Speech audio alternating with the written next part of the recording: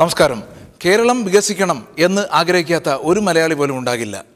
അനുദിനം വികസനം കണ്ട് വളരുന്നവരാണ് വിദേശ മലയാളികൾ. അതുകൊണ്ട് തന്നെ അവരുടെ ആഗ്രഹങ്ങൾക്കും വിചാരങ്ങൾക്കും പ്രത്യേകം പ്രസക്തിയുണ്ട്. കേരള വികസനം വിദേശ മലയാളിയുടെ കാഴ്ചപ്പാടിൽ എന്ന വിഷയത്തെക്കുറിച്ചാണ് ഇന്ന് യൂറോപ്പ് മലയാളി ചാനൽ ചർച്ച ചെയ്യുന്നത്. ഏവർക്കും സ്വാഗതം. ഇന്ന് ഇതേക്കുറിച്ച് കൂടുതൽ വിശകലനം ചെയ്യുന്നത് സ്വിറ്റ്സർലൻഡിൽ നിന്നാണ്. എൻ്റെ പേര് ജവഹർ ബേബി ഈരാളിൽ. ഞാൻ സ്വിറ്റ്സർലൻഡിൻ്റെ വടക്കേറ്റത്തുള്ള ഷഫ്ഹൗസിലാണ് താമസിക്കുന്നത്. ഞാൻ ഏകദേശം 4 നൂറ്റാണ്ടിൽ കൂടുതലായിട്ട് ഇവിടെ താമസിക്കുന്ന മലയാളിയാണ്. നമ്മളിന്ന് ഇവിടെ സ്വിസ്സിൻ്റെ പല ഭാഗത്തു നിന്നുള്ള മലയാളികൾ ഇവിടെ വന്നിട്ടുണ്ട്. നമ്മളിന്നിവിടെ വിശകലനം ചെയ്യുന്ന ടോപ്പിക്ക് കേരള വികസനം ഒരു വിദേശ മലയാളിയുടെ കാഴ്ചപ്പാടിൽ എന്നുള്ളതാണ്. അപ്പം നമ്മുടെ നാട്ടിലിപ്പോൾ വികസനത്തിൻ്റെ ഒരു സുവർണകാലമാണ്. നമ്മൾ സ്മാർട്ട് സിറ്റി, മെട്രോ, അതിവേഗ rail, Kozhikode Thiruvananthapuram mono rail, സർവത്ര വികസനമയമാണ് നമ്മുടെ നാട്ടിൽ. മുമ്പ് കേരളത്തിൽ ഭരിച്ചിരുന്ന ഗവൺമെൻറ് ആയാലും ഇപ്പോഴത്തെ ഗവൺമെൻറ് ആയാലും ഒരുപാട് പ്രോജക്റ്റുകൾ നടപ്പിൽ വരുത്തിയിട്ടുണ്ട്. ഒരുപാട് പ്രോജക്റ്റുകൾ ഓഫർ ചെയ്തിട്ട് ലോഞ്ച് ചെയ്തിട്ട് അത് നടപ്പിൽ വരാതെയും ഇരുന്നിട്ടുണ്ട്. അപ്പോൾ വിദേശത്ത് നമ്മൾ വികസനം കണ്ടു വളർന്നവരാണ്. ഇവിടെ ജീവിക്കുന്നവരെല്ലാവരും വികസനം എപ്പോഴും കാണുന്നവരാണ്. അപ്പോൾ ഇവിടുത്തെ വികസനത്തിന് 2 ഗുണങ്ങളുണ്ട്. ഒന്ന് അതിൻ്റെ ക്വാളിറ്റി, വികസനത്തിൻ്റെ ഗുണമേന്മ. രണ്ടാമത് അതിൻ്റെ വേഗത. ഇത് രണ്ടും നമ്മുടെ നാട്ടിൽ താരതമ്യേന കുറവാണ്.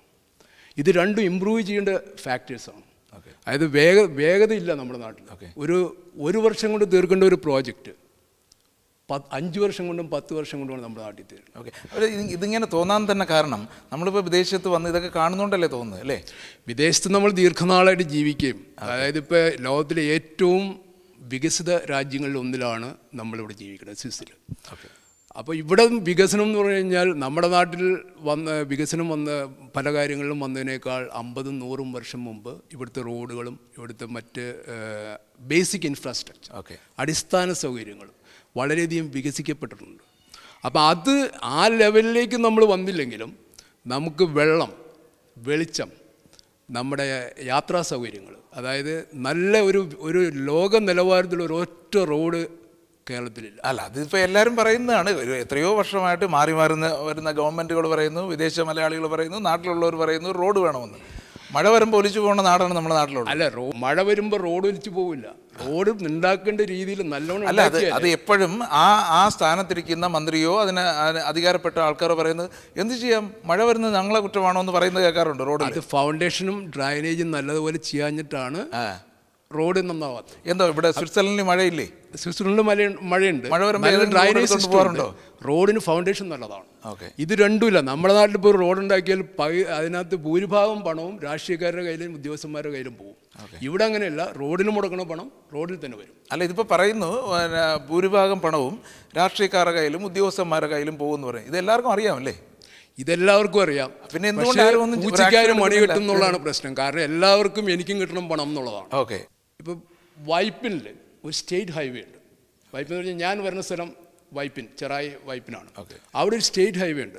അവിടെ ഒരു 6-7 പാലങ്ങളുണ്ട്. ഈ പാലങ്ങൾ പറയണത് കുപ്പിക്കഴുത്ത് എന്നാണ് പറയുന്നത്. അതായത് റോഡ് ചെന്നിട്ട് വളരെ ഇടുങ്ങിയിട്ട് പാലമായിട്ട് വീണ്ടും ഇതായിട്ട്. ഇത് എനിക്ക് ഓർമ്മ വെച്ച കാലം മുതൽ ഈ റോഡുകൾ ഞാൻ കാണുന്നതാണ് അവിടെ. ഈ പാലവും ഇന്നും ഹൈക്കോടതി പോലും പറഞ്ഞ് ഇത്ര മാസത്തിനുള്ളിൽ ഇതിൻ്റെ പണി പൂർത്തിയാക്കണമെന്ന് പറഞ്ഞിട്ട് ഇന്നും ഈ പാലങ്ങൾ തുടങ്ങി വെച്ചിട്ടുണ്ട്. കുറച്ച് നാൾ മുമ്പ് ഒരുപാട് വൈകി തുടങ്ങി വെച്ചെങ്കിലും അത് ഇപ്പോഴും പൂർത്തിയായിട്ടില്ല. ഒരു 6 മാസം കൊണ്ട് ചെയ്യാവുന്ന ഒരു പാലം. അതിപ്പോൾ താങ്കൾ പറയുന്നത് ഓരോ കാര്യം ചെയ്യുമ്പോഴും ഒരു ദീർഘവീക്ഷണമില്ല.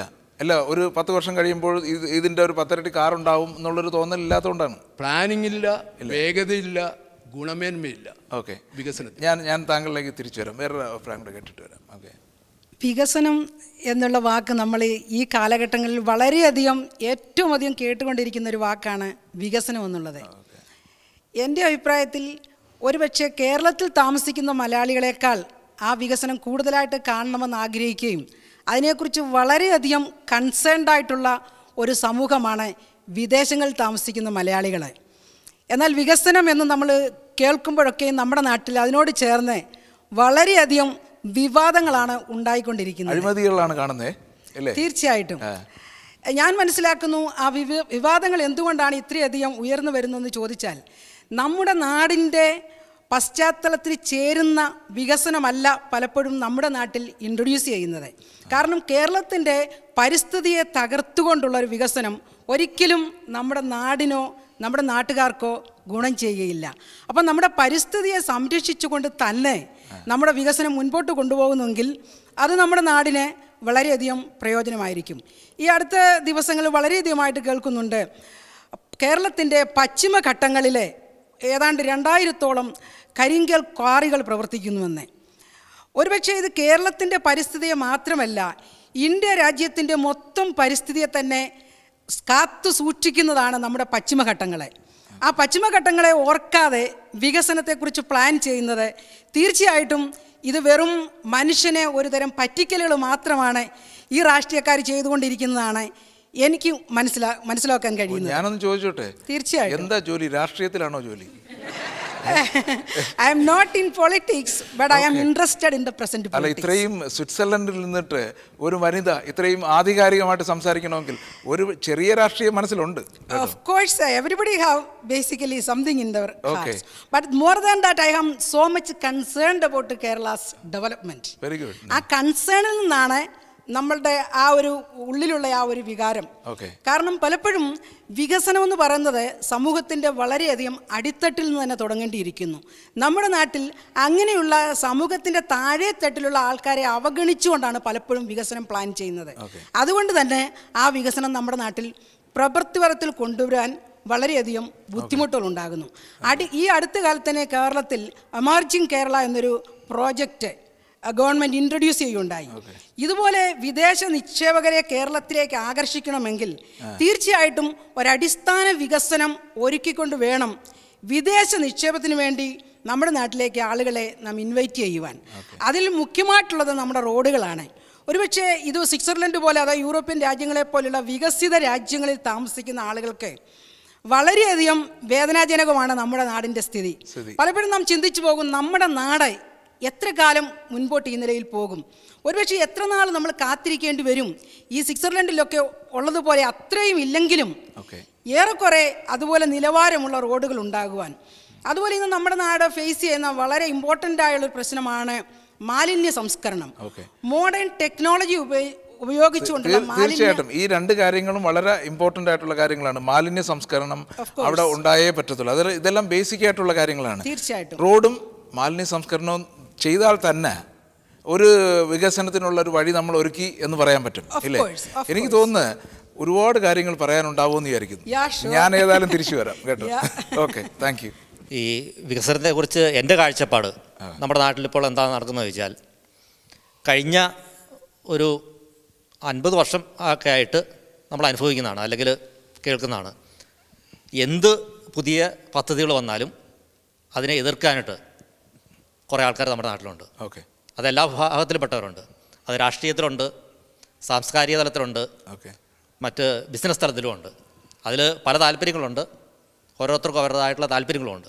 അതുകൊണ്ട് ഈ കഴിഞ്ഞ കുറേ എനിക്ക് തോന്നുന്നൊരു സ്വാതന്ത്ര്യം കിട്ടിയതല്ല കേരളത്തിൻ്റെ ഉത്ഭവം മുതൽ കേരളത്തിൽ പദ്ധതികൾ വരാത്തതും വികസനം നടക്കാത്തതും ഇതുപോലെയുള്ള ഒരു ചിന്താഗതി എന്തു വന്നാലും അതിന് എന്തെങ്കിലും കാരണം പറഞ്ഞ്, ഒന്നെങ്കിൽ പരിസ്ഥിതി കാരണം പറഞ്ഞ്, അല്ലെങ്കിൽ മറ്റ് എന്തെങ്കിലും സാങ്കേതിക തടസ്സങ്ങൾ പറഞ്ഞ് എതിർക്കുക എന്നുള്ള ഒരു ചിന്താഗതി.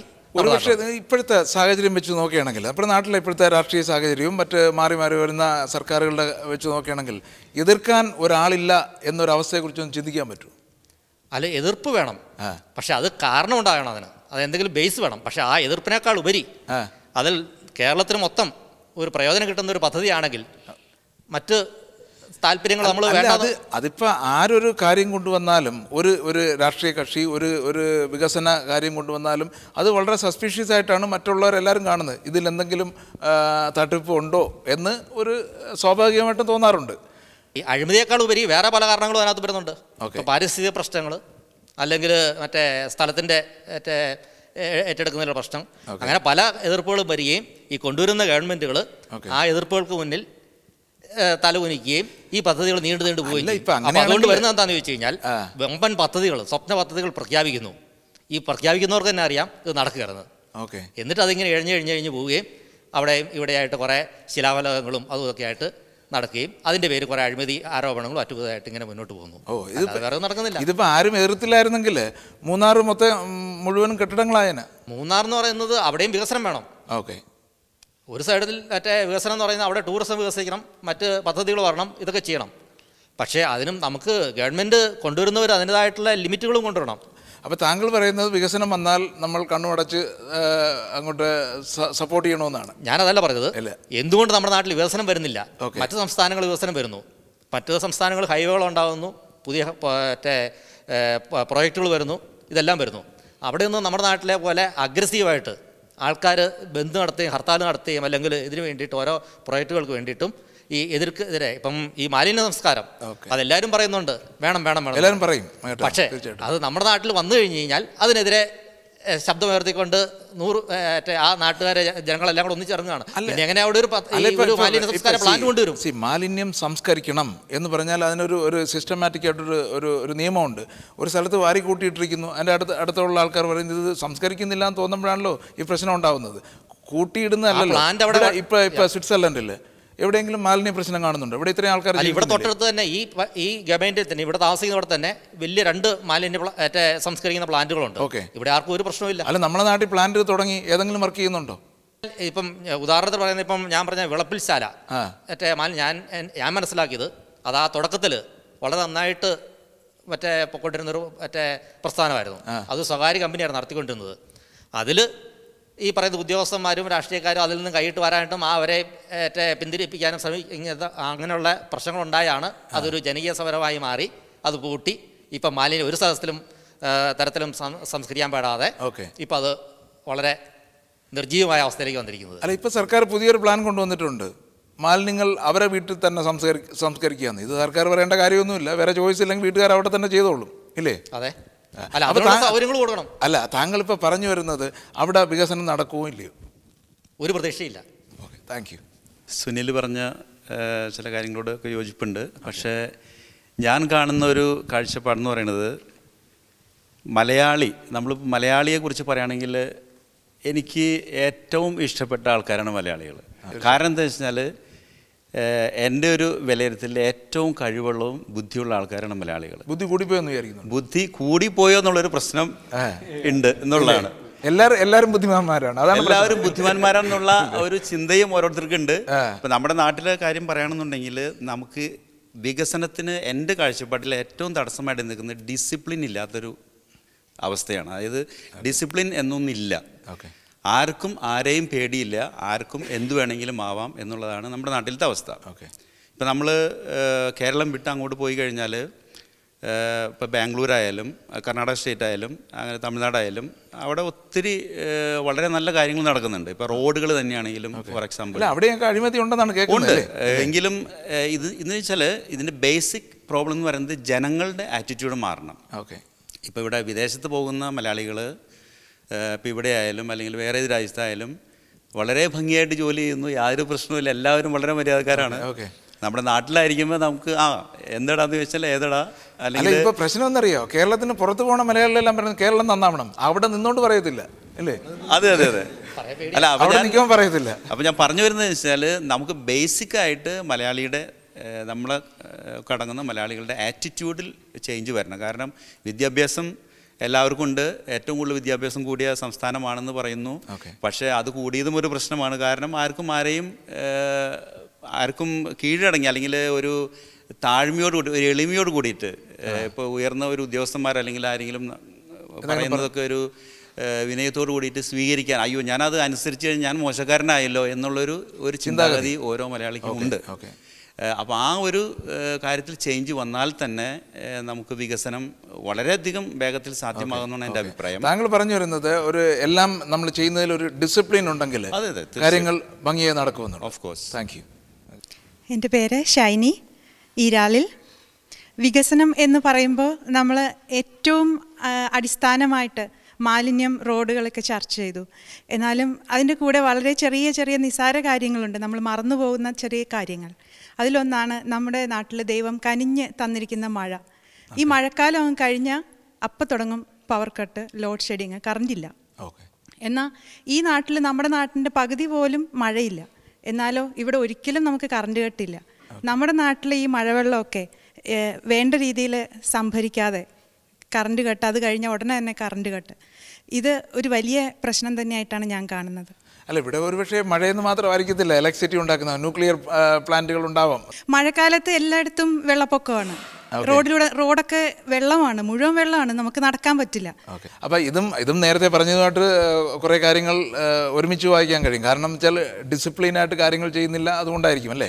സിസ്റ്റമാറ്റിക് ആയിട്ട് കാര്യങ്ങൾ ചെയ്തു കഴിഞ്ഞാൽ നമുക്ക് കുറേ കാര്യങ്ങൾ അവോയ്ഡ് ചെയ്യാം എന്നാണ് പറയുന്നത്. അതെ, താങ്ക് യു. എൻ്റെ പേര് സാബു പുല്ലേലി. ഞാൻ സ്വിറ്റ്സർലൻഡിൽ 22 വർഷമായി. ഇവിടെ അടുത്ത് ഇത് ഷാഫ് ഹൗസിനാണ് ഞങ്ങൾ താമസിക്കുന്നതിൻ്റെ വളരെ അടുത്താണ്. വികസനത്തെക്കുറിച്ച് പറയുമ്പോൾ എനിക്ക് 2-3 കാര്യങ്ങൾ സൂചിപ്പിക്കാനുണ്ട്. അതായത് കേരളത്തിൽ കണ്ടുവരുന്ന ആ മലയാളിയുടെ മനസ്ഥിതിയിലുള്ള മാറ്റം. പണ്ട് നമ്മൾ ഒക്കെ എന്താണ് മാന്യത അല്ലെങ്കിൽ സംസ്കാരം എന്ന് വെച്ചാൽ ഉണ്ടായിരുന്ന കാഴ്ചപ്പാടിൽ നിന്ന് ഇന്ന് വളരെ മാറിക്കഴിഞ്ഞു. ഇന്ന് ഏത് വഴിക്കും പൈസ ഉണ്ടാക്കുക എന്നുള്ളതാണ് ഏറ്റവും വലിയ മാന്യത എന്ന് എനിക്ക് തോന്നുന്നു. ഇപ്പോൾ രാഷ്ട്രീയ പാർട്ടികൾ ആണെങ്കിൽ കൂടി ഉദ്യോഗസ്ഥന്മാരാണെങ്കിൽ കൂടി ഒരു പൊസിഷൻ കിട്ടിക്കഴിഞ്ഞ് കഴിഞ്ഞാൽ എങ്ങനെ പൈസ ഉണ്ടാക്കാം. ഇപ്പോൾ ഏത് പ്രൊജക്റ്റ് ചെയ്യുന്ന ആളാണെങ്കിലും, ഇപ്പോൾ റോഡ് അല്ലെങ്കിൽ ട്രാൻസ്പോർട്ട് ഇങ്ങനെയുള്ള രംഗങ്ങളിലൊക്കെ ഇതൊന്ന് കറക്റ്റ് ചെയ്യണം. കാരണം വെച്ചാൽ നമ്മളിപ്പോൾ നല്ല നല്ല കാര്യങ്ങൾ ചെയ്യുന്ന ഒരുപാട് ഉദ്യോഗസ്ഥന്മാരുണ്ടാകും. നമ്മുടെ ചെയ്യാൻ പാടില്ല. കാര്യം ഇതിൽ ഒരു നല്ലൊരു ശതമാനം എന്ന് പറയാം, അല്ലെങ്കിൽ കുറച്ച് ശതമാനം എന്ന് പറയാം. പക്ഷേ എങ്കിലും കണ്ടുവരുന്നത് ഭൂരിപക്ഷത്തിൻ്റെ ചിന്താഗതി എങ്ങനെയാണ് ഒരു ഉദ്യോഗം കിട്ടിക്കഴിഞ്ഞ് കഴിഞ്ഞാൽ, പ്രത്യേകിച്ച് ഗവൺമെൻറ് ഉദ്യോഗസ്ഥന്മാരാണെങ്കിൽ എങ്ങനെ ഏറ്റവും മാക്സിമം കൈക്കൂലി മേടിക്കാം. ഭൂരിപക്ഷത്തിൻ്റെയും ആ മനോഭാവം അങ്ങനെയാണ്. നല്ല കുറേ ആൾക്കാരെ നമ്മൾ തീർച്ചയായിട്ടും നല്ലവരുണ്ട്. അത് ഇന്ന് രാഷ്ട്രീയത്തിലൊക്കെ വളരെ വിരളമായിട്ട് ഈ നല്ലവരെന്ന് പറയുന്നവർ കാണുന്നുള്ളൂ. കാരണം നമ്മുടെ അനുഭവങ്ങളിലൂടെ കാണുമ്പോൾ, നമ്മൾ പത്രത്തിൽ വായിക്കുമ്പോൾ, നേരിട്ട് ഓരോ രാഷ്ട്രീയക്കാരായിട്ട് ഇടപഴകുമ്പോൾ നല്ലവരെന്ന് നമ്മൾ വിചാരിച്ചിരുന്ന പലരും അവരുടെ തനി നിറം, ഇപ്പം നമ്മളെന്തെങ്കിലും ആവശ്യങ്ങളുമായിട്ട് സമീപിക്കുകയാണെങ്കിൽ നമ്മൾ ഒരുപക്ഷെ കാര്യം സാധിച്ചു തരും. നമ്മൾ പത്രങ്ങളിലൊക്കെ വായിച്ചിട്ടുണ്ട്, അല്ലെങ്കിൽ ടി വിയിലൊക്കെ വലിയ വലിയ പ്രസംഗങ്ങൾ ചെയ്യുന്ന ആൾക്കാർ നമ്മൾ സമീപിക്കുമ്പോൾ അവർ ആരും അറിയാതെ ചിലപ്പോൾ കാര്യം സാധിക്കണമെങ്കിൽ പൈസയോ ഇതൊന്നും കൊടുക്കാതെ ഒരു കാരണവശാലും സാധിക്കില്ല. അപ്പോൾ ശരിക്കും പറഞ്ഞു കഴിഞ്ഞാൽ നമ്മളുടെ ആ മലയാളിയുടെ സംസ്കാരം, അവരുടെ എന്താണ് മാന്യത അല്ലെങ്കിൽ ആ സത്യസന്ധത, ഓരോ ശരിക്കും പറയുകയാണെങ്കിൽ അത് രാഷ്ട്രീയത്തിൻ്റെ മേൽത്തട്ടിൽ നിന്ന് തുടങ്ങണം എന്നാണ് എനിക്ക് തോന്നുന്നത്. കാരണം ഇപ്പോൾ സാധാരണ ജനങ്ങൾക്ക് ഇപ്പോൾ ഒരു കാര്യം സാധിക്കാൻ നിവൃത്തിയില്ലാണ്ടാകുമ്പോൾ അവൻ കൈക്കൂലി കൊടുക്കാൻ നിർബന്ധിതനായി പോവുകയാണ്. അത് സാധാരണക്കാരന് മാറ്റാൻ പറ്റില്ല. അത് മേൽത്തട്ടിൽ നിന്നുള്ള ഉദ്യോഗസ്ഥന്മാരും രാഷ്ട്രീയക്കാരും ശ്രമിച്ചാൽ.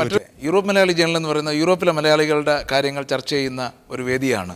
എന്നിരുന്നാലും യൂറോപ്പിൽ നിന്നല്ല, ഈ ലോകത്ത് എവിടെ താമസിക്കുന്ന ഒരു മലയാളിക്കും എപ്പോഴും ആദ്യം ആലോചിക്കുന്നത് നമ്മൾ കേരളം നന്നാവണം. അതുകൊണ്ടാണല്ലോ ഈ ചർച്ച തന്നെ ഇവിടെ വെക്കാൻ കാരണം. ഭൂരിഭാഗം ആൾക്കാർക്കും കേരളത്തിൽ വോട്ടവകാശമില്ലാത്ത ആൾക്കാരായിരിക്കും. എന്നിരുന്നാലും നമ്മളിപ്പോഴും പറയുന്നത് കേരളം അങ്ങനെ ആയിക്കൂടെ, ഇങ്ങനെ ആയിക്കൂടെ എന്നുള്ള കാര്യങ്ങളാണ്. അപ്പോൾ നമുക്ക് പറയുന്നതിനൊരു പരിമിതിയുണ്ട്.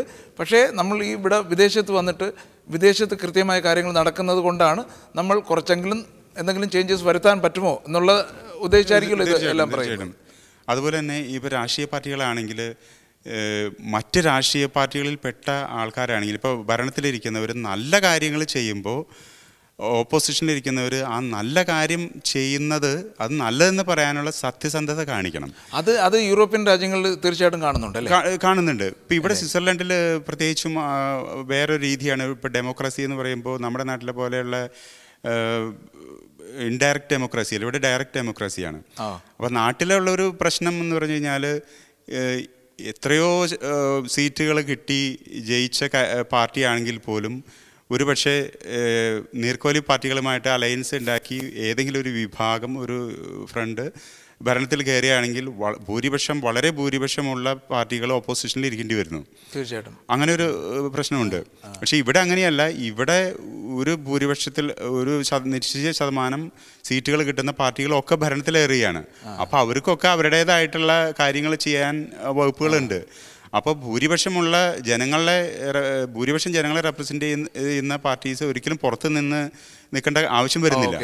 അപ്പോൾ നാട്ടിൽ അങ്ങനെയല്ല, നാട്ടിൽ ചെറിയ താങ്കൾ പറഞ്ഞു വരുന്ന കാര്യം മനസ്സിലായി. ഇപ്പോൾ ഭൂരിപക്ഷം ഇല്ലാത്ത ആൾക്കാർ ഭരിക്കുമ്പോൾ ഉണ്ടാകുന്ന ബുദ്ധിമുട്ടെന്ന് പറഞ്ഞാൽ ചെറിയ ചെറിയ പാർട്ടികളെ ചേർത്തിട്ടാണ് ചെയ്യുന്നത്. അപ്പോൾ അവർക്ക് വേണ്ടി കുറച്ച് വിട്ടുവീഴ്ചകൾ ചെയ്യേണ്ടി വരുന്നു എന്നുള്ളതാണ്. തീർച്ചയായിട്ടും. അപ്പോൾ അവരെ പിടിക്കാനും ഭരണം കിട്ടാനും വേണ്ടിയിട്ട് ഒത്തിരി കളികൾ ചെയ്യേണ്ടി വരും. ഇപ്പോൾ ഒരു ഉദാഹരണം പറയുകയാണെങ്കിൽ, നാട്ടിൽ ഒരു മന്ത്രി MK മുനീർ ഗതാഗത വകുപ്പ് മന്ത്രിയായിരിക്കുന്ന സമയത്ത് എക്സ്പ്രസ് ഹൈവേയെക്കുറിച്ച് ചിന്തിക്കുകയുണ്ടായി. നല്ല വികസനം വേണം, നല്ല റോഡുകൾ വേണം എന്നൊക്കെ പറയുകയുണ്ടായി.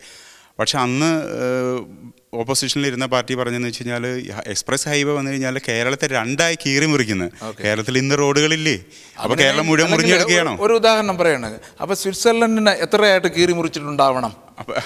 എത്ര മോട്ടോർ വേസ് ഉണ്ട് ഇവിടെ? ഇത് കേരളത്തിന്റെ അത്ര വലുപ്പമുള്ളൊരു സ്ഥലം എന്നാണ് എനിക്ക് തോന്നുന്നത്. ഏകദേശം കേരളത്തിന്റെ അത്ര മാത്രം സ്ഥലമുള്ള ഒരു സ്ഥലമാണ് സ്വിറ്റ്സർലൻഡ്. എത്ര മോട്ടോർ വേസ് ഉണ്ട് ഇവിടെ? അപ്പോൾ എത്രയായിട്ട് കീറി മുറിച്ചിട്ടുണ്ടാവണം? നാട്ടിൽ മോട്ടോർ വേസ് മാത്രമല്ല, നാട്ടിലും റോഡുകളുണ്ടല്ലോ. മോട്ടോർ വേസ് വന്നാൽ മാത്രം നാടിന് കീറി മുറിക്കുന്ന പറഞ്ഞ് പ്രചരിപ്പിക്കാൻ രാഷ്ട്രീയ പാർട്ടികൾ ജനങ്ങളെ പറഞ്ഞ് പ്രചരിപ്പിക്കുകയാണ്. അതൊക്കെ സത്യസന്ധതയില്ലായ്മയാണ്. ഒരുപക്ഷെ എക്സ്പ്രസ് ഹൈവേ എന്നൊരു ഐഡിയ വന്നപ്പോൾ വിദേശ മലയാളികൾ സന്തോഷിച്ചിട്ടുണ്ടാവും. തീർച്ചയായിട്ടും. മാലിന്യ സംസ്കരണത്തിൻ്റെ കാര്യം പറയുകയാണെങ്കിൽ, മാലിന്യം സംസ്കരിക്കാനായിട്ട് ഇപ്പോൾ സ്കൂൾ തലത്തിൽ തന്നെ കുട്ടികളെ അതിനുള്ള അവബോധം സൃഷ്ടിക്കാനായിട്ട് ബോധവൽക്കരണം നടത്തണം. ഇവിടെയൊക്കെ സ്കൂളുകളിൽ പഠിപ്പിക്കും, എന്ത് സാധനം എങ്ങനെ റീസൈക്കിൾ ചെയ്യണം, എവിടെ നിക്ഷേപിക്കണം. ഓക്കെ, നമ്മുടെ നാട്ടിൽ സൗകര്യങ്ങൾ കുറവാണ്, പക്ഷേ ആ മനുഷ്യൻ്റെ മനസ്സിൽ ആ ബോധം, കാരണം ഭാവി തലമുറ, നമ്മുടെ തലമുറ ഇപ്പം ഇന്ന് അഴിമതി ചെയ്യുന്നവരും ചിന്തിക്കേണ്ട ഒരു കാര്യമാണ്. തീർച്ചയായിട്ടും നമ്മുടെ ഭാവി തലമുറ ചേഞ്ചസ് വരുമ്പോൾ നമ്മൾ കുട്ടികളുടെ തൊട്ട് പഠിപ്പിച്ചു തുടങ്ങിയാൽ അടുത്ത തലമുറയെങ്കിലും ഈ ഒരു രീതി ഫോളോ ചെയ്യാൻ പറ്റുമെന്നുള്ളത്. ഇപ്പോൾ ഉദാഹരണത്തിന് പാലം പണിയുമ്പോൾ അതിൽ അഴിമതി ചെയ്യുന്നവൻ ആലോചിക്കുന്ന, നാളെ ഞാനും ആ പാലത്തിൽ കൂടെ പോയി നാളെ ആ പുഴയിൽ വീഴും എന്ന് ചിന്തിക്കണം. Okay, thank you. എൻ്റെ പേര് ഷിജി, ഞാൻ താമസിക്കുന്നത് ഈ സൂറിച്ചിൽ തന്നെയാണ്. എനിക്ക് പറയാനുള്ളത് ഹൈജീനെ കുറിച്ചാണ്. മലയാളികൾ കൂടുതലും വാചാലരാകുന്നത് ഹൈജീനെ കുറിച്ച് പറയുമ്പോൾ തന്നെയാണ്. എല്ലാവരും അവകാശപ്പെടുന്നുണ്ട് ഹൈജീൻ്റെ കാര്യത്തിൽ എല്ലാവരും പെർഫെക്റ്റ് ആണെന്ന്. പക്ഷെ ഞാൻ പറയുന്നത് ജീവിതത്തെ പ്രാവർത്തികമാക്കാൻ മലയാളി ഏറ്റവും ബാക്കിൽ തന്നെയാണെന്നാണ്. അത് പറയാൻ ഞാനത് പറയാൻ കാരണം, നമ്മൾ നാട്ടിൽ ചെല്ലുമ്പോൾ ഒരു ഹോസ്പിറ്റലിൽ പോകുമ്പോഴോ ഒരു ഹോട്ടലിൽ പോകുമ്പോഴോ ഒക്കെയാണ് നമുക്കത് ശരിക്കും ഫീൽ ചെയ്യുന്നത്. ഇപ്പം നമ്മൾ ഒരുപക്ഷെ ഈ മെഡിക്കൽ ഫീൽഡ് ജോലി ചെയ്യുന്നത് കൊണ്ടായിരിക്കാം നമ്മൾ ഹോസ്പിറ്റലിനെ കുറിച്ചൊക്കെ ഒരു കൂടുതലായിട്ട് നമ്മൾ ചിന്തിക്കുന്നത്. നമ്മളവിടെ ചെല്ലുമ്പോഴാണ് ശരിക്കും ഹോസ്പിറ്റലിൽ ഒട്ടും തന്നെ ഹൈജീൻ കാണുന്നില്ല. ഇപ്പോൾ ഒരു തൂക്കുന്ന ആളായാലും അവിടെ ഒരു വേസ്റ്റ് ഡിസ്പോസ് ചെയ്യുന്നതായാലും വളരെ മോശമായ രീതി തന്നെയാണെന്ന് പറയേണ്ടിയിരിക്കുന്നു. ഓക്കെ, അപ്പോൾ കേരളത്തിൻ്റെ വികസനത്തെക്കുറിച്ചാണ് പറയുന്നത്. അപ്പോൾ ഇത് എല്ലാ മേഖലയിലും കുറേ വികസനങ്ങൾ വരാനുണ്ട്. നമ്മൾ വലിയ നിക്ഷേപങ്ങൾ പറയുന്നതിന് മുമ്പേ ഇത്തരം കാര്യങ്ങൾ, ബേസിക് ആയിട്ടുള്ള കാര്യങ്ങൾ ചെയ്യണമെന്നാണ് പറയുന്നത്. തീർച്ചയായിട്ടും അത് നമുക്ക് ഏറ്റവും ബേസിക് ആയിട്ട് വേണ്ട കാര്യം തന്നെയാണ്. ഞാൻ ഈ അടുത്ത സമയത്ത് വേറൊരു പ്രോഗ്രാം ചേർന്ന് കണ്ടു കാണുമെന്ന് വിശ്വസിക്കുന്നു. കേരളത്തിലെ ഹെൽത്ത് മിനിസ്റ്ററുമായിട്ട് ഞാൻ കണ്ടു. ഞാൻ അന്ന് പറഞ്ഞ കാര്യമാണ്, ആക്സിഡൻ്റ് ആൻഡ് എമർജൻസി ഹോസ്പിറ്റലിൽ പലതും നമ്മൾ ചുമ്മാ പോയി നോക്കിയപ്പോൾ ഓക്സിജൻ ഇല്ലാത്ത അവസ്ഥയാണ്. തീർച്ചയായിട്ടും ഒരു ആക്സിഡൻ്റ് ആൻഡ് എമർജൻസി എങ്ങനെ ഓക്സിജൻ ഇല്ലാതെ ഓടിക്കാൻ പറ്റും? വളരെ ബുദ്ധിമുട്ടാണ്. ഞാൻ മത്തായിച്ചൻ എയർനാട്ട് സൂറിച്ച് ഡിസ്ട്രിക്റ്റിൽ സ്വിറ്റ്സർലൻഡിൽ എവിടെ? സൂറിച്ചിലാണ്. സൂറിച്ചിൽ താമസിക്കുന്നു. ഞാനിപ്പോൾ ഈ കേരളത്തിൻ്റെ വികസനത്തെക്കുറിച്ച് ഓർക്കുമ്പോഴത്തേക്ക് എൻ്റെ മനസ്സിൽ ഉടനെ വരുന്നത്, എന്നാണ് നമ്മുടെ കേരളം ജർമ്മനി പോലെയോ അല്ലെങ്കിൽ സ്വിറ്റ്സർലൻഡ് പോലെയോ അല്ലെങ്കിൽ അതിൻ്റെ അടുത്തെങ്കിലും എത്തുന്നത്? അത് കുറച്ച് നാൾ കഴിഞ്ഞിട്ട് ആലോചിച്ചാൽ മതി. അല്ല, ഇതിനേക്കാൾ കുറച്ചെങ്കിലും ഒന്നാവണമെന്ന് ആഗ്രഹിക്കും ആദ്യം. അല്ല, അങ്ങനെയാണ് നമ്മൾ ഉദ്ദേശിക്കുന്നത്. പക്ഷേ അപ്പം അതിൻ്റെ ഒരു മെയിനായിട്ടുള്ള കാര്യം എന്താണെന്ന് വെച്ച് കഴിഞ്ഞാൽ, നമ്മുടെ രീതി കംപ്ലീറ്റ് മാറണം. അതായത് ഇപ്പം നാട്ടിൽ പറയുന്നത്, നമുക്കിപ്പോൾ എന്ത് പ്രശ്നം വന്നാലും അതിന് ഇപ്പം എല്ലാത്തിനും സമരങ്ങളും അല്ലെങ്കിൽ എന്തെങ്കിലും അതിനെതിരായിട്ട് ആൾക്കാർ പ്രവർത്തിക്കുന്നു പറയുന്നു. അതിൻ്റെ ഒരു മെയിൻ കാരണം എന്താണെന്ന് വെച്ച് കഴിഞ്ഞാൽ, കുറേ ആൾക്കാർ ഒരു ജോലിയും കാര്യങ്ങളും ഇല്ലാണ്ട് നടക്കുന്നുണ്ട് ഇങ്ങനെ. അപ്പം എല്ലാവർക്കും ജീവിക്കാനായിട്ടുള്ള ഒരു മിനിമം ഒരു ക്വാളിറ്റി സംഗതി ഉണ്ടെന്നുണ്ടെങ്കിൽ ആരും ഇങ്ങനെയുള്ള പരിപാടിക്ക് പോകത്തില്ല. ഓക്കെ, ഇതിപ്പോൾ പറഞ്ഞു വരുന്നത് ഇപ്പോൾ ജോലിക്ക് പോകാൻ വയ്യാത്ത ഒരുപാട് ആൾക്കാരുണ്ടല്ലോ. രാവിലെ എണീച്ചു ചായക്കടയിൽ പോയിരുന്നു, പത്രവും വായിച്ച് ചുമ്മാ ഇരിക്കണമെന്ന് ആഗ്രഹിക്കുന്നു, അല്ലെങ്കിൽ വൈകുന്നേരത്ത് കലങ്കിൽ പോയിരിക്കുക എന്ന് പറയുന്ന കുറേ ആൾക്കാരില്ലേ? കലങ്കിൽ പോയിരിക്കണം എന്ന് പറഞ്ഞാൽ ഇപ്പോൾ ഇവിടെ കാര്യം പറഞ്ഞാൽ ഇപ്പോൾ ഇവിടെ വന്നിപ്പോൾ ഒരു തൂക്കാനായിട്ട് ജോലിക്ക് പോയിക്കാനും ശരി, അവൻ വേണമെങ്കിൽ മേഴ്സിഡസ് ബെൻസിൽ രാവിലെ ജോലിക്ക് വരാൻ പറ്റും. തീർച്ചയായിട്ടും. പക്ഷേ അത് നാട്ടിൽ നമുക്ക് ചിന്തിക്കാനും പറ്റത്തില്ല. അല്ല, അത് ഏത് ജോലിക്കും അതിൻ്റെതായ ബഹുമാനം ഉള്ളത് കൊണ്ടാണ്. ബഹുമാനത്തിൻ്റെ അല്ലേ, ബഹുമാനം എല്ലാം കണക്കാം. തൂക്കാൻ ചെന്ന് കഴിഞ്ഞാൽ ബഹുമാനം, അവിടുത്തെ ബഹുമാനമൊക്കെ തന്നെ ഇവിടെയും കിട്ടത്തുള്ളൂ. പക്ഷെ അതിൻ്റെ അല്ല, ഞാനിപ്പോൾ എന്ത് ജോലി ചെയ്ത് കഴിഞ്ഞാലും എനിക്ക് എൻ്റെ വീട് പോറ്റാനുള്ള പൈസ എനിക്ക് കിട്ടും. അതായത് ഒരു ഉറപ്പ്, ഒരു മിനിമം വേജസ്. മിനിമം വേജസ്, ആ ഒരു മിനിമം വേജസ് ഉണ്ടെങ്കിൽ എൻ്റെ എല്ലാ കാര്യങ്ങളും അറ്റ്ലീസ്റ്റ് എനിക്ക് കഴിഞ്ഞ് പോകാം. നേരെ മറിച്ച് നാട്ടിലാണെന്നുണ്ടെങ്കിൽ ഇപ്പോൾ ഡോക്ടറാണെന്ന് പറഞ്ഞാലും അല്ലെങ്കിൽ ഏതിപ്പം സർക്കാർ ഉദ്യോഗസ്ഥനാണെങ്കിലും അവൻ കൈക്കൂലി മേടിക്കാന്ന് വെച്ചാൽ അവൻ്റെ പൈസ കൊണ്ട് അവനൊരിക്കലും ആ കുടുംബം അവൻ്റെ പിള്ളേരെ പഠിപ്പിക്കാനോ അങ്ങനെയുള്ള കാര്യങ്ങൾ നടക്കുന്നില്ല. അതുകൊണ്ടാണ് ആൾക്കാർ അങ്ങനെ കൈക്കൂലി വാങ്ങിക്കുന്നത്, എക്സ്ട്രാ മണി വരുന്നത്. അപ്പം നമുക്ക് അതിൻ്റെ ആവശ്യം എന്ന് വെച്ച് കഴിഞ്ഞാൽ ഒരു സാധാരണ നല്ല ലെവലിലെ ഒരു ജീവിതത്തിലെ ക്വാളിറ്റി, ആ ക്വാളിറ്റി ഉണ്ടാക്കി കൊടുക്കാൻ പറ്റുന്നുണ്ടെന്നുണ്ടെങ്കിൽ അത് കുറച്ച് നേരത്തെ ഇവിടെ ആരോ പറഞ്ഞുള്ള ജനപ്പെരുപ്പം എന്ത് ചെയ്യാൻ പറ്റുമെന്ന് എല്ലാ രാഷ്ട്രീയക്കാരും ചോദിക്കാറുണ്ടല്ലോ. അല്ല, ജനപ്പെരുപ്പം എന്ന് പറയാൻ പറ്റത്തില്ല. നമുക്കിപ്പം ഉള്ളത് കൊണ്ട് തന്നെ ഒരു അപ്പം അവിടുത്തെ പ്രശ്നം എന്താണെന്ന് വെച്ച് കഴിഞ്ഞാൽ ഇപ്പം ഈ എന്ത് പ്രോജക്റ്റ് വന്നു കഴിഞ്ഞാലും അതിന് വേണ്ടിയിട്ട് ഗവൺമെൻറ് ഉദ്യോഗസ്ഥന്മാരും കുറേ ആൾക്കാരും ഒക്കെ അതിന് വേണ്ടിയിട്ട് ആ പൈസ മുഴുവനും പോക്കറ്റ് അടിച്ച് മാറ്റാനായിട്ടുള്ള ശ്രമമാണ്. അതിൻ്റെ പറഞ്ഞു വരുമ്പോൾ എല്ലാവർക്കും അറിയാം ഇത് പോക്കറ്റിൽ അടിച്ച് മാറ്റണമെന്ന്, ആരും ഒന്നും ചെയ്യുന്നില്ലെന്നുള്ളതാണ്. പക്ഷേ അല്ല, എന്താണെന്ന് വെച്ച് കഴിഞ്ഞാൽ കുറേ ആൾക്കാർ ഇങ്ങനെ പണിയില്ലാണ്ട് ജോലിയില്ലാണ്ട് ഇപ്പം ഇങ്ങനെ ഒരു സമരത്തിന് ചെന്ന് കഴിഞ്ഞാൽ ചിലപ്പോൾ 500 രൂപ ഡെയിലി കൊടുക്കും. ഓക്കെ, സമരത്തിന് പോയി 500 രൂപ കിട്ടും. തീർച്ചയായിട്ടും. അപ്പോൾ ആ പൈസ ഉണ്ടെന്നുണ്ടെങ്കിൽ അവിടെ ബന്ധ് കൂടി വരുന്നു. അതന്നെ, അല്ല, ബന്ധിന് വേണ്ടിയിട്ട് ആൾക്കാരെ പൈസ കൊടുത്ത് കൊണ്ടുപോകാണ് കൂടുതൽ ആൾക്കാരും ചെയ്യുന്നത്, ഓരോ പാർട്ടിക്കാർ. അപ്പോൾ ഈ കാറിൽ കല്ലെറിയാൻ പോകുന്നതിന് കാശ് കിട്ടും എല്ലാത്തിനും. അതിന് വേണ്ടിയിട്ട് കുറേ ഒരു ഏജന്റ് ഉണ്ട്. ആ ഏജന്റ് ഒരു സ്ഥലത്ത് ഇപ്പോൾ ഗ്രാമത്തിലോട്ട് ചെന്നിട്ട് 100 പേരെ ഇവിടെ നിങ്ങൾ ഒപ്പിച്ച് എന്താ ഇന്നത്തെ ജോലി എന്ന് അവർ ചോദിക്കും അല്ലേ? എന്ത് ജോലിയിൽ ഏത് പാർട്ടിക്ക് വേണ്ടിയിട്ടാണെന്നുണ്ട് ആ പാർട്ടിയുടെ യൂണിഫോം ഇട്ട് അങ്ങ് പോയേക്കുക. ഈ വരുന്ന ആൾക്കാരൊന്നും പാർട്ടിയുടെ ആൾക്കാരല്ല ശരിക്കും പറഞ്ഞാൽ. ഇതെന്നാ സർക്കാരിന് ഇതുവരെ മനസ്സിലായി കാണത്തില്ല. ഇതൊക്കെ എല്ലാവർക്കും അറിയാവുന്ന കാര്യമാണ്. പക്ഷെ അതിന്റെ ബേസിക് ആയിട്ടുള്ള സംഭവം എന്താണെന്ന് വെച്ച് കഴിഞ്ഞാൽ ഇപ്പം നമ്മുടെ അവിടെ എല്ലാ മനുഷ്യർക്കും, ഇപ്പോൾ ഈ ലോകത്തുള്ള എല്ലാ മനുഷ്യർക്കും അവരുടെ ഒരു ന്യായമായി ജീവിക്കാനുള്ള ഒരു അവകാശമുണ്ട് ഇവിടെ. ഓക്കെ, എവിടെയാണെന്ന് പറയാം. അപ്പോൾ ആ ഒരു അവകാശം നിഷേധിക്കുന്നത് കൊണ്ടാണ് ഈ സംഭവം. അല്ല, അങ്ങനെയാണെങ്കിൽ ചുമ്മാതിരിക്കുന്ന ഒരാളിന് 500 രൂപ കിട്ടുന്നു, അയാളുടെ അവകാശമല്ലേ? ചുമ്മാ ഇരുന്ന് എനിക്ക് 500 രൂപ കിട്ടുന്നു, പോയി ഒരു കല്ലെറിഞ്ഞിട്ട് വരണം, ഇത്രയല്ലേ ഉള്ളൂ. അപ്പോൾ അത് ഈസി ആയിട്ട് താങ്കൾ ഇപ്പോൾ സ്വിറ്റ്സർലൻഡിൽ വന്നില്ലായിരുന്നു, ഇപ്പോൾ നാട്ടിലായിരുന്നെങ്കിൽ ഇതിങ്ങനെ ഒരു വോയിസ് റൈസ് ചെയ്യാൻ തോന്നുമായിരുന്നു? അതാ നമ്മുടെ നാട് ഇങ്ങനെ തന്നെയാണെന്ന് പറഞ്ഞ് കൂടെ ഒരു ഫ്ലോയിൽ ജീവിക്കൂ? ആ ഫ്ലോയിൽ ജീവിക്കത്തേ ഉള്ളൂ. കാര്യം ഞാനിപ്പോൾ 20 വർഷമായിട്ട് പല യൂറോപ്യൻ രാജ്യങ്ങളിൽ ജോലി ചെയ്തിട്ടുള്ള. പണ്ട് അവിടെ നിന്നപ്പോഴത്തേക്ക് ഇങ്ങനെ ഹൈജീനൊന്നും എനിക്കിങ്ങനെ അത്ര ആയിട്ട് ഫീൽ ചെയ്തിട്ടില്ല. കാര്യം അവിടെ ജീവിക്കുന്നത് അങ്ങനെ അങ്ങ് പോകുന്നു. പക്ഷേ വേറെ നല്ലത് കാണുമ്പോഴത്തേക്കാണ് ആ പഴയതിൻ്റെ കാര്യം കുറവ് മനസ്സിലാകുന്നത്. ഓക്കെ, അപ്പോൾ താങ്കൾ വിചാരിക്കുന്നുണ്ടോ ഇത്തരം പ്രോഗ്രാമുകൾ യൂറോപ്പിൽ അല്ലെങ്കിൽ വിദേശത്ത് കഴിയുന്ന മലയാളികൾ ചെയ്യുന്നത് ഏറ്റവും നല്ലതാണെന്ന്? തീർച്ചയായിട്ടും. എല്ലാം നഷ്ടപ്പെട്ടിട്ട് ഇവിടെയുള്ള ആൾക്കാർ ഈ ഹൈൽസ് ആർമി എന്ന് പറഞ്ഞ ഈ സ്ഥലം അങ്ങനെയാണ്, ഈ ധർമ്മക്കാർക്ക് കിടക്കാനുള്ളൊരു സ്ഥലമായത്. പിന്നെ വൈകുന്നേരം കള്ളും കുടിച്ച് പൂസായി ഇവിടെ വന്നു കഴിഞ്ഞാലും കിടക്കാനുള്ള സ്ഥലവും ആഹാരം ഇവിടെ കിട്ടും. ഇങ്ങനത്തെ ഒരു സ്ഥലം നാട്ടിൽ തുടങ്ങി ശരിക്കും ആളിനെ കിട്ടി. ഈ ചർച്ച ഇവിടെ അവസാനിക്കുന്നില്ല. ഇതിൻ്റെ അടുത്ത ഭാഗം അടുത്തയാഴ്ച ഇതേ സമയം കാണാവുന്നതാണ്.